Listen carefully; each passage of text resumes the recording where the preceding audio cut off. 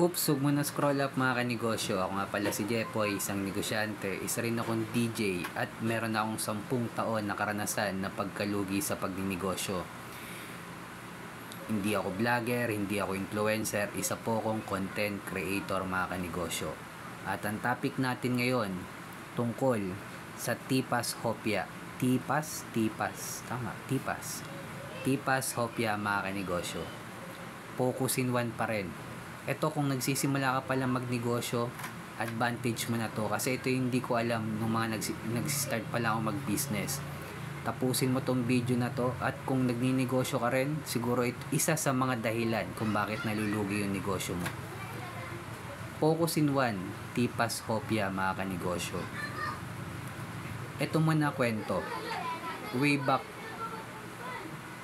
ng pandemic mga kanegosyo, karamihan sa school puro online class at karamihan ng negosyo na nakapaligid sa school is puro nalugi.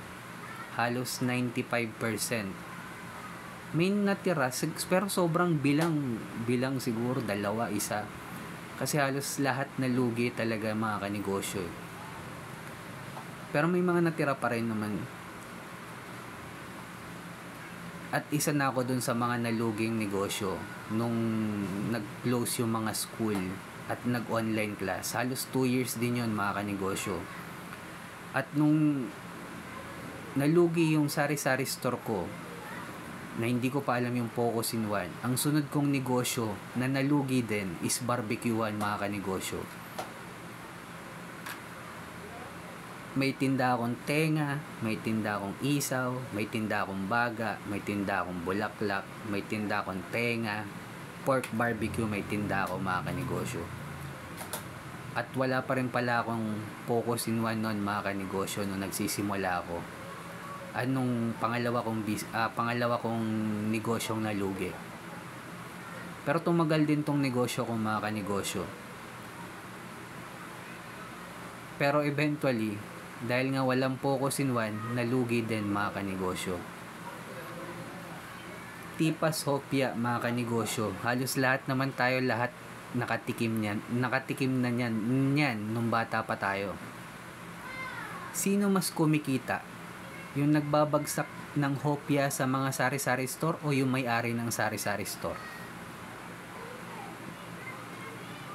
Walang ibang tinda kundi Tipas Hopia lang mga kanegosyo. At in-apply niya to ng distribution model. Ibig sabihin, siya yung nagdi-distribute sa mga sari-sari store. Lahat ng sari-sari store binabagsakan niya ng hopia. Tingin nyo, sino mas malaki yung kita? Yung may-ari ng Tipas Hopia. Una, naka-Focus in One lang siya. Pangalawa, in-applyan niya to in-scale up niya sa level 2 mga kanegosyo. In-applyan niya ng distribution model. Imagine niyo mga kanegosyo Focus in One mula simula hanggang dulo, Focus in One pa rin. Pero yung business model ng may-ari ng Tipas Hopia, in-scale up niya sa level 2. Ang binago niya lang yung business model. In-applyan niya ng distribution model. Pero hopia pa rin at Focus in One pa rin yung tinda niya. Kaya mga kanegosyo, kung nagsisimula ka palang magnegosyo, Focus in One is powerful mga kanegosyo.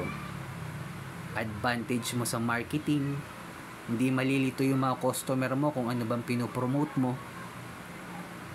Mas na i-inventory mo ng maayos at tama, mas namomonitor mo yung cash flow mo, at pwede mo pang i-scale up sa level 2 at dun yung mas tunay na kitaan ng negosyante mga kanegosyo.